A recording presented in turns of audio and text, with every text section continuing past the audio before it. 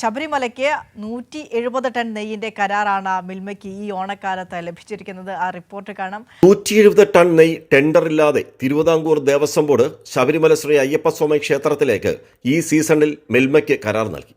October മുതൽ നെയ്യ് വിതരണം ആരംഭിക്കുമെന്ന് തിരുവനന്തപുരം മേഖലാ യൂണിയൻ ബോർഡംഗം മോഹനൻപിള്ള കൈരളി ന്യൂസിനോട് പറഞ്ഞു. ഇതാദ്യമായാണ് തിരുവിതാംകൂർ ദേവസ്വം ബോർഡ് മിൽമയിൽ നിന്ന് നെയ്യ് വാങ്ങുന്നത്. തിരുവിതാംകൂർ ദേവസ്വം ബോർഡ് ചരിത്രത്തിലാദ്യമായി നമ്മുടെ കയ്യിൽ നിന്ന് നെയ്യ് വാങ്ങാൻ തീരുമാനിച്ചു.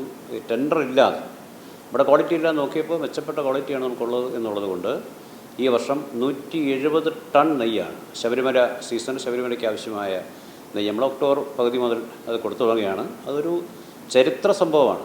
കേരളത്തിൽ മിൽമ കൊല്ലം ഡയറിയിലെ നെയ്യ് വിൽപ്പനയിലും റെക്കോർഡ് നേട്ടം കൈവരിച്ചു.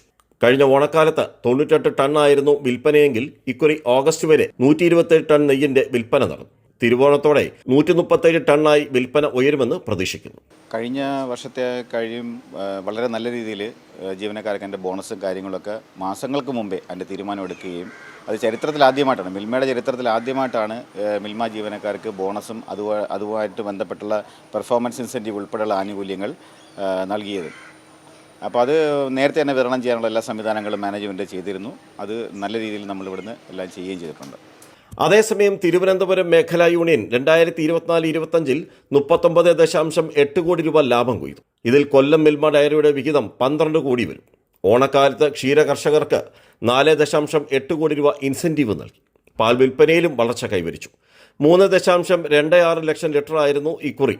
അത് 3.50 ഉയരും. മൂല്യവർദ്ധിത ഉൽപ്പന്നങ്ങളുടെ വലിയ ശ്രേണി കൂടിയായതോടെ മിൽമ ജനമനസ്സുകളിൽ ചിരപ്രതിഷ്ഠ നേടുകയാണ്. പൊതുമേഖലാ സ്ഥാപനങ്ങളെയും സഹകരണ സ്ഥാപനങ്ങളെയും ചേർത്ത് പിടിക്കുകയാണ് ഇടതുപക്ഷ സർക്കാർ.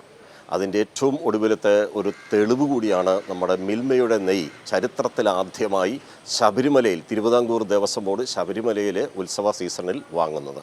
അതും 170 ടൺ. ക്യാമറമാൻ അയ്യപ്പദേവനൊപ്പം രാജ്കുമാർ.